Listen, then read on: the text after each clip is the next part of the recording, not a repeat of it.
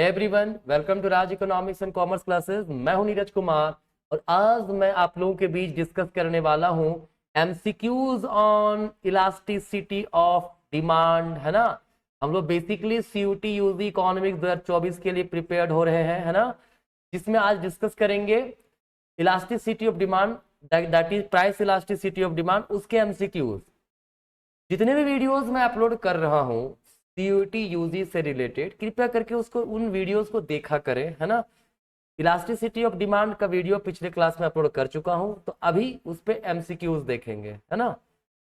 चलिए, क्वेश्चन है, कहता है if there is no change in demand for a commodity X even after a rise in its price. कहता है price change हुआ, है ना, और एक्स का जो डिमांड है, demand for x do not change, right.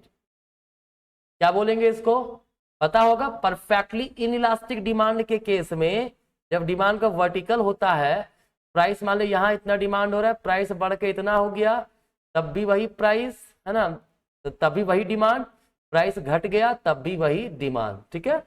तो परफेक्टली इनइलास्टिक डिमांड के केस में, है ना, प्राइस के घटने या बढ़ने से किसी भी प्रोडक्ट के डिमांड पर कोई प्रभाव नहीं पड़ता है ना।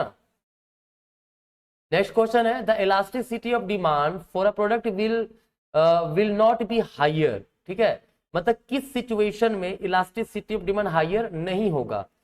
तो when it is considered a necessity by its buyer, बिल्कुल सही। हायर नहीं होगा का क्या मतलब हुआ कि मतलब चेंज इन क्वांटिटी जो होगा वो लेस होगा चेंज इन प्राइस से। मतलब जब प्राइस में चेंजेस होगा ना, तो डिमांड में चेंजेस तो होगा लेकिन कम चेंजेस होगा, राइट। तो नेसेसरी गुड्स है, चूंकि अगर होता क्या ना, प्राइस बढ़ भी गया तब भी डिमांड होगा, हाँ थोड़ा सा मात्रा कम होगा लेकिन डिमांड तब भी होगा ही होगा, है ना। तो इसके केस में इलास्टिसिटी ऑफ डिमांड क्या होता है, लेस होता है, हायर नहीं होता है। और ऑप्शन देख लेते हैं, when more substitute for a product are available, तो इसमें elasticity of demand greater than 1 होता है, हायर होता है। सेवरल यूजेज हो, मतलब अल्टरनेटिव यूजेज हो, तो ग्रेटर देन वहां पर भी होता है। When it is expensive commodity, तब भी इलास्टिसिटी ग्रेटर देन 1 होता है, क्योंकि एक्सपेंसिव प्रोडक्ट जब होता है ना, प्राइस थोड़ा भी बढ़े तो डिमांड लोग घटा देते हैं, ठीक है। चलिए, कहता है demand for a good is less elastic. अभी मैंने बोला था ना, demand for good less elastic होगा कब, जब चेंज इन क्वांटिटी डिमांडेड, है ना, क्या हो, लेस हो चेंज इन प्राइस से, ठीक है। मतलब प्राइस में चेंजेस ज्यादा, डिमांड में चेंजेस कम। तो पहला ऑप्शन देखिए वही है, percentage change in price is greater than percentage change in quantity demanded, ठीक है ना। बहुत सिंपल क्वेश्चन है, ध्यान से देखा कीजिए। कहता है which of the following will have a elastic demand. Elastic demand का मतलब अगर प्राइस बढ़े डिमांड बहुत ज्यादा घट जाएगा, मतलब क्वांटिटी डिमांडेड में ग्रेटर चेंजेस हो तो उसको बोलते हैं इलास्टिक डिमांड, ठीक है। मैच बॉक्स नहीं, जरूरत जब रहेगा लेना ही पड़ेगा, तो ये इन इलास्टिक डिमांड होगा, इलास्टिक नहीं होगा, तो ये आंसर नहीं है। एनसीईआरटी बुक ये भी नहीं, जरूरत का चीज है ना। मेडिसिन ये भी जरूरत का चीज है। एयर कंडीशनर बिल्कुल, एयर कंडीशनर जब सस्ता होगा लोग डिमांड ज्यादा करते हैं, महंगा होता है लोग डिमांड बहुत ज्यादा घटा देते हैं, ठीक है। नेक्स्ट है, if the price elasticity of demand for a commodity less than unity. कहता है इलास्टिसिटी ऑफ डिमांड क्या हो, लेस देन यूनिटी हो। A decrease in price would result, देखिए लेस देन 1 का मतलब क्या हुआ, परसेंटेज चेंज इन क्वांटिटी जो होगा वो कम होगा चेंज इन प्राइस से, तो क्या होगा, less than unity. A decrease in price, जब प्राइस घटेगा तो क्या होगा, proportional less increase in quantity demanded. बिल्कुल, जब प्राइस घटेगा तो जितना प्राइस घटेगा उससे कम प्रोपोर्शन में क्वांटिटी घटेगा, ठीक है। बाकी ऑप्शन देखने का जरूरत ही नहीं है ना। कहता है which of the following statement is correct. पहला, higher numerical value of elasticity indicates larger effect of a price change on the quantity demanded, ठीक है, सही है, ये भी सही है। तो हमारा इनकरेक्ट पूछा है। कहता जितना ज्यादा हाई न्यूमेरिकल वैल्यू रहेगा ना इलास्टिसिटी ऑफ डिमांड का, वो बताता है कि प्राइस में चेंजेस का डिमांड पर उतना ज्यादा प्रभाव पड़ता है, ठीक है। Elasticity of demand can very only between -1 +1, नहीं गलत है ये, तो यही हमारा करेक्ट आंसर हो जाएगा, क्योंकि इनकरेक्ट पूछा था। बाकी ऑप्शन देख लेते हैं। The demand for all commodities which have unit elasticity demand will be rectangular hyperbola. बिल्कुल रेक्टेंगुलर हाइपरबोला होता है जब elasticity of demand equal to 1 होता है, ठीक है। रेक्टेंगुलर हाइपरबोला में कुछ इस प्रकार का हमारा कर्व जो है बनेगा। कहता है elasticity of demand establishes a quantitative relationship between quantity demanded of a commodity and its price। Price और क्वांटिटी डिमांड के बीच रिलेशन स्टैब्लिश करता है कौन? Elasticity of demand. बिल्कुल सही है। तो हमारा गलत पूछा था, ऑप्शन नंबर बी हमारा आंसर होगा। ठीक है, चलिए। कहता है if the percentage increase in quantity demanded of a commodity less than percentage fall in its price, है ना, तो लेस देन 1 होगा इलास्टिसिटी ऑफ डिमांड। बार बार तो वही डिस्कस कर रहा हूं, है ना। क्वांटिटी डिमांडेड में परसेंटेज इंक्रीज जो है वो कम है, इससे percentage fall in the price से, तो elasticity of demand less than 1 होगा। चलिए नेक्स्ट देखिए, price elasticity of demand is best defined as. Price elasticity of demand का मतलब क्या होता है? Rate of response to demand to a change in price. ये तो डायरेक्ट आंसर दिया है, डायरेक्ट क्वेश्चन है हमारा डेफिनेशन से, ठीक है। बाकी ये सब तो होगा नहीं, है ना। चलिए नेक्स्ट है, हाँ एक चीज और देख लीजिए, अगर इनकम इलास्टिसिटी ऑफ डिमांड पूछता तो ये आंसर हो जाता, change in demand when income of consumer increases, ठीक है। फिर अगर क्रॉस इलास्टिसिटी ऑफ डिमांड पूछता तो ये हो जाता, rate of response to demand to a change in the price of its related good, ठीक है ना, क्लियर। चलिए आगे देखते हैं। 9 नंबर कहता है which of the following influence price elasticity of demand. Nature of the commodity, commodity necessary है तो इलास्टिसिटी लेस होता है, लग्जरियस है तो ग्रेटर देन 1 होता है। इनकम लेवल बिल्कुल रिचर सेक्शन के लिए elasticity of demand less elastic होता है, जबकि पुअर के लिए इनइलास्टिक होता है, ठीक है। सॉरी, पुअर के लिए इलास्टिक होता है और रिचर के लिए इनइलास्टिक होता है, ठीक है। अवेलेबिलिटी ऑफ सब्स्टिट्यूट, जिसका सब्स्टिट्यूट अवेलेबल हो उसका elasticity of demand greater than 1 होगा, जिसका सब्स्टिट्यूट अवेलेबल नहीं हो तो उसका इलास्टिसिटी लेस देन 1 होगा। तो सभी इन्फ्लुएंस करता है, तो ऑल ऑफ दीज हमारा आंसर होगा। चलिए, a negative sign with coefficient of price elasticity of demand denotes. Negative sign क्यों देते हैं? बोला था कि इनडायरेक्ट रिलेशन, मतलब इनवर्स रिलेशन दिखाता है प्राइस और क्वांटिटी डिमांडेड के बीच में, ठीक है। इसीलिए नेगेटिव साइन दिया जाता है इलास्टिसिटी ऑफ डिमांड के फॉर्मूला में, अर्थात coefficient of price elasticity of demand जो होगा वो निगेटिव होता है, ठीक है। चलिए, कहता है 5% fall in the price of x. X product है, 5% फॉल हुआ प्राइस में, ठीक है। Demand rises bye 10%। डिमांड कितना राइज हुआ इसमें? डिमांड 10% राइज हुआ, ठीक है। तो इलास्टिसिटी ऑफ डिमांड इसमें कितना होगा? 10/5 मतलब 2 होगा, ठीक है, क्लियर। अब है वाई प्रोडक्ट जो हमारा है, इसमें वाई प्रोडक्ट दिया है, in the case of good Y 2% rise, price में राइज कितना हुआ? 2%, है ना। लीड टू 6% फॉल, डिमांड में कितना फॉल हुआ? 6%। इलास्टिसिटी ऑफ डिमांड क्या होगा? 6/2 मतलब 3। कहता है in the given case is more elastic. More elastic ये है ना, वाई में है ना, तो वाई हमारा आंसर होगा। कितना इजी था, देखे बन गया। चलिए आगे देखते हैं। कहता है there is an infinite demand at a particular price. Price particular price है ये, है ना, इस पर डिमांड जो है वो क्या है? इनफाइनाइट है। And demand become zero in case of in case of इतने होगा a slight rise in the price. अगर हल्का प्राइस बढ़े डिमांड सीधा जीरो हो जाएगा। ये परफेक्टली इलास्टिक डिमांड होता है ना। ऑप्शन नंबर डी, ठीक है, बताया था मैंने 5 degrees of price elasticity of demand. कहता है next question, if a good takes up significant share of consumers budget.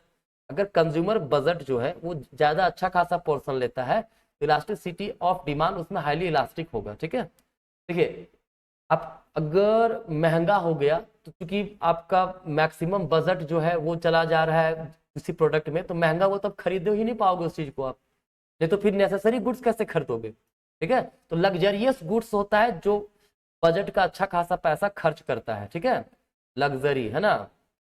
तो और लग्जरियस गुड्स का डिमांड क्या होता है? Highly elastic. तो इसीलिए हमारा जब कंज्यूमर बजट का अच्छा खासा शेयर जा रहा हो जिसमें, उसका डिमांड हाईली इलास्टिक होगा। नेक्स्ट कहता है if there is no change in quantity demanded to any change in price then the demand curve. क्या बोला था मैंने? जब डिमांड ये हम वर्टिकल हो, प्राइस कुछ भी हो, डिमांड घटता बढ़ता नहीं है ना। तो क्या होगा? परफेक्टली इलास्टिक और vertical line, option number B.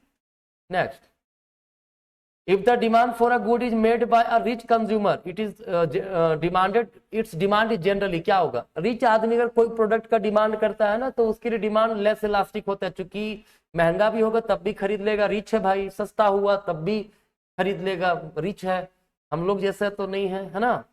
मैं आप लोग की बात नहीं कर रहा, मैं अपनी बात कर रहा हूँ, ठीक है। अगर प्रोडक्ट महंगा होता है तो नहीं खरीदता हूँ मैं, है ना। चलिए next, a firm is currently selling 10,000 unit, कितना बेच रहा है अभी, 10,000 यूनिट बेच रहा है ना, क्वांटिटी इतना बेच रहा है, right. The firm plan to reduce the retail price from, price क्या हो रहा है, प्राइस हो रहा है 1 रुपया से वो करने वाला है 0.9। From the previous experience, the firm knows that price elasticity of demand for the product is कितना है, इलास्टिसिटी ऑफ डिमांड -1.5। निगेटिव में दिखाया जाता है क्योंकि इनवर्स रिलेशन प्राइस और क्वांटिटी के बीच में। Assuming no other changes the firm can now expect the sale of, देखिए क्वांटिटी पहले सेल करता था 10,000, मतलब डिमांड कितना मार्केट में 10,000 हो रहा था, ठीक है। जब प्राइस 1 रुपया था, अब प्राइस घटा के 0.9 कर दिया तो प्रोडक्ट हमारा कितना सेल होगा, मतलब कितना डिमांड किया जाएगा जब इलास्टिसिटी दिया हुआ। देखिए इलास्टिसिटी ऑफ डिमांड का फॉर्मूला होता है माइनस, है ना, percentage change in price, percentage change in quantity demanded divided by percentage change in price, है ना। इसको डायरेक्टली हम ऐसे भी लिख सकते हैं, माइनस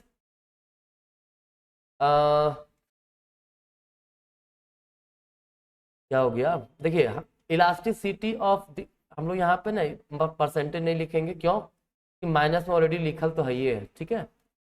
तो हम क्या करेंगे, क्वांटिटी डिमांडेड में क्या चेंजेस हुआ, परसेंटेज चेंज कैसे लिखेंगे, नया क्वांटिटी क्या है माइनस पुराना क्वांटिटी क्या था बटे पुराना क्वांटिटी, है ना, होल डिवाइडेड बाय नया प्राइस क्या था, पुराना प्राइस क्या था, होल डिवाइडेड बाय पुराना प्राइस, ठीक है।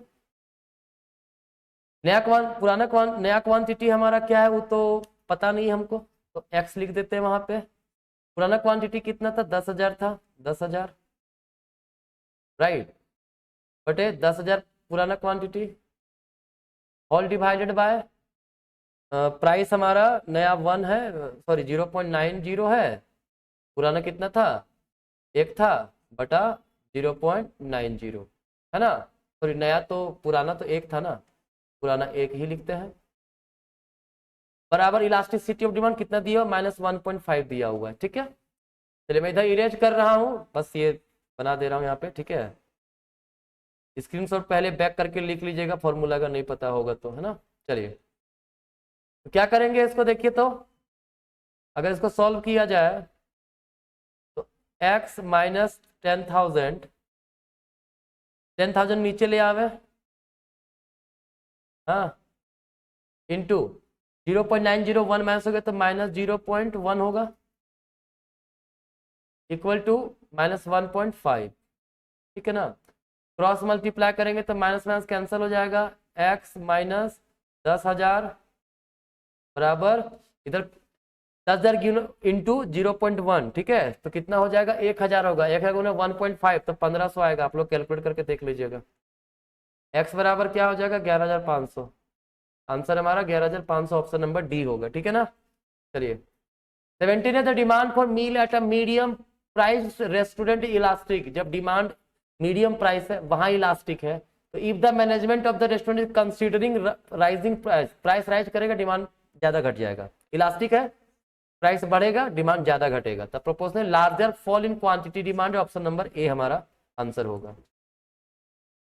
With increase in price of burger by 22% its demand falls by 25%, ठीक है, डिमांड कितना घटा 25%, कब, जब 22% जो है प्राइस घटा था, ठीक है, प्राइस बढ़ा था, तो एक से ज्यादा ही आएगा तो इलास्टिक डिमांड होगा ना, एक से ज्यादा वैल्यू रहे इलास्टिसिटी का तो इलास्टिक, एक से कम तो inelastic, right. Next, price elasticity of demand of a good is -3, it shows that when price falls by 1% demand rises by 3%, अगर प्राइस घटेगा, when price rises by 1% demand falls by, दोनों हो सकता है, कुछ भी हो सकता है, प्राइस अगर 1% घटा होगा डिमांड 3% बढ़ जाए, ऐसा सिचुएशन हो, या प्राइस 1% बढ़ा होगा और डिमांड 3% घट जाए, दोनों सिचुएशन इलास्टिसिटी ऑफ डिमांड -3 ही आएगा। Next, the Indian government imposed heavy taxes on commodity to reduce its consumption by the public. Such heavy taxes will decrease the demand for the commodity only when elasticity greater than 1 होगा, क्योंकि less than 1 होगा तो सरकार tax impose भी करे तो भी लोग प्रोडक्ट डिमांड करेंगे ही करेंगे, ठीक है। ग्रेटर देन 1 रहेगा मतलब थोड़ा सा महंगा हुआ, डिमांड बहुत ज्यादा घट जाएगा। तब अगर सरकार कभी चाहती है कि प्रोडक्ट को घटाएं, डिमांड घटाएं, तो प्राइस क्या होगा, तो वैसे सिचुएशन में elasticity of demand greater than 1 होना चाहिए, तब प्राइस बढ़ा करके उसका डिमांड घटाया जा सकता है। एक रिक्वेस्ट है, आप लोग जो वीडियो बनाते देखा कीजिए, ठीक है, थोड़ा व्यूज बहुत कम देते हैं आप लोग, है ना, देख लिया कीजिए, आपका काम का चीज है, लोगों तक शेयर कीजिए ताकि मुझे भी थोड़ा सा इंकरेजमेंट मिले, है ना। चलिए आज कहीं तक, धन्यवाद, मिलते हैं नेक्स्ट वीडियो में।